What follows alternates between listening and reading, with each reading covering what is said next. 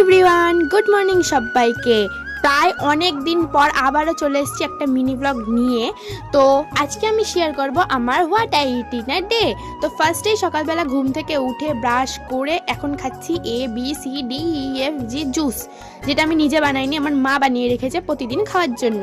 তো তারপরে দেখো সকালবেলা খেয়ে নিচ্ছি চা বিস্কুট, আর তারপরে সকালের ব্রেকফাস্টে খাচ্ছি ইয়াম্মি পাস্তাটা কিন্তু আমিই বানিয়েছি। তার কিছুক্ষণ পরে ভাই লাড্ডু এনে দিল, বললো খা, খেলাম।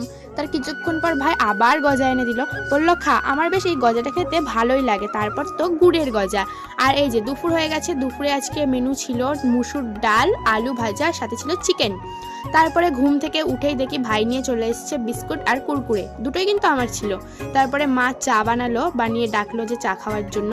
দিয়ে তারপরে এই যে ক্রিসপেলোটা খেয়েই নিলাম, আর তরসইনি। আর রাত্রিরে খেয়েছিলাম এরকম গরম গরম রুটি, চিকেন কষা, সাথে স্যালাড। এই ছিল আমার আজকের ভিডিও। তোমাদের কেমন লাগলো অবশ্যই কমেন্টে জানিও। বাই।